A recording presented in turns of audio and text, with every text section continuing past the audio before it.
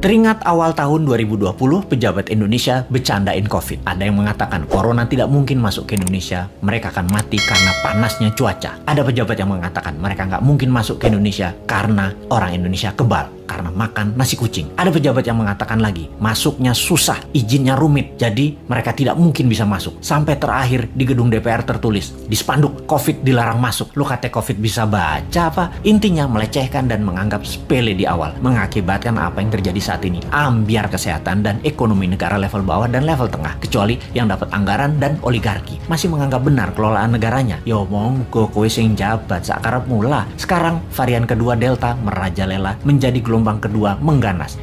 Mulai disalahkan rakyatnya nggak kuat sama PPKM. PPKM aja mengeluh, apalagi di lockdown. Nah kok ngene sih sampean bernegaranya Cak, kok nuduh rakyat? Bentar, jangan-jangan kalau di lockdown 100% dengan darurat militer plus dikasih cuan selama 14 hari langsung reda COVID-nya ketimbang di PPKM kan, dimana 80% manusia masih pada ngider bingung sih tepatnya. COVID jadi tetap merajalela karena ikut bergerak juga mengikuti cangkangnya. Sudahlah, pokoknya nggak ada lockdown, adanya PSBB, lalu PPKM, lalu nanti muncul singkatan baru dan apalagi strateginya, ya terserah. Lalu sibuk vaksin sana sini, tahu-tahu ada strain mutasi baru, Lambda, jreng, kaget lagi. Dimana Lambda ini katanya anti vaksin, kebal vaksin. Apa sih sebenarnya yang terjadi? Vaksin sama virus kok pinter-pinteran begini, sakti-saktian, punya jurus di atas jurus. Karena bernegaranya punya gaya sendiri, nggak mau denger ilmu selain ilmu orang di sekitar istana, maka ya nggak apa-apa kita nggak dianggap, walaupun kita selalu memberi solusi melalui sosmed. Kita ingatkan versi lain, pernah kita berikan solusi pakai gelang hijau, fokus di daerah hijau, dan pakai darurat militer, nggak digubris. Memang sih sudah pasti ide kita dilepeh, yowis, rapopo. Kalau buat simulasi alternatif lain ada nggak? Pemerintah buat nggak? Skenario A, B, C, D, dan lain sebagainya. Sungguh loh, ini semua harusnya banyak alternatif yang kita buat solusi dengan banyak skenario. Ada skenario perang dunia, invisible war, skenario pandemi untuk tujuan politik, atau ini pandemi biasa. Oh lupa, selama hampir 2 tahun ini masih kekeh COVID itu pandemi biasa, bukan ada skenario konspirasi dan bisa selesai pakai vaksin. Dan pendapat ini dipegang kokoh, ngotot banget, COVID pandemi biasa dan selesai dengan vaksin. Itu keputusan maha benar. Kalau kita new mind punya banyak alternatif berpikir dan skenario bertindak, beda dengan old mind. Kalau ini adalah perang dunia, kita harus segera memutuskan ambil posisi dengan siapa kita berteman, dengan Nazi atau dengan sekutu. Kalau ala perang dunia kedua, kalau ini pandemi, biological war sama globalis, maka kita juga harus lobby internasional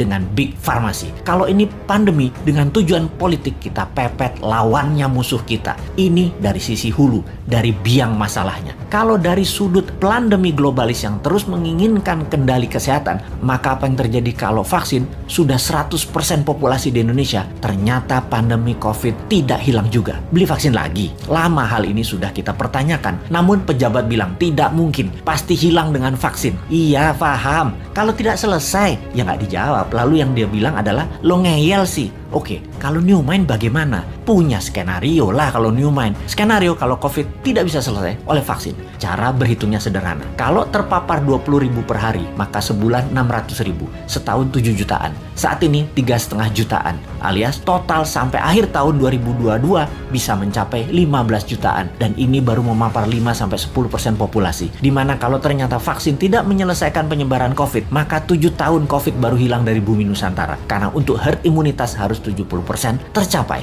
New Mind agar tidak bertele-tele solusi kesehatannya, ditambah memfokuskan solusi COVID adalah pakai imunoterapi, imunomodulator, stem cell, dendritic cell, multivitamin booster, dan sejenisnya selain vaksin yang ada. Pakai printing money modalnya supaya stok siap di akhir tahun 2021 ini. Kita tambah skenario, apa yang terjadi kalau setiap 3 bulan varian baru dimunculkan. Lambda yang terbaru misalnya, ini sudah diluncurkan dan sudah terdeteksi di 26 negara, sudah terpapar. Malaysia tuh masih 0 kasus, tapi sudah panik sejak bulan lalu dan mulai membuat persiapan macam-macam dilakukan. Karena yang lambda ini kebal terhadap vaksin. Imunitas tubuh manusia yang bisa menyelamatkan diri sendiri dikasih booster. Kalau pejabat sekarang tahu nggak ya tentang lambda, theta, upsilon yang bakal muncul? Atau tahu apa enggak juga kita nggak tahu. Punya rencana apa menanganinya juga kita nggak tahu. Atau nggak percaya bakal ada lambda, bakal ada upsilon, bakal ada theta seperti awal tahun 2020 kemarin.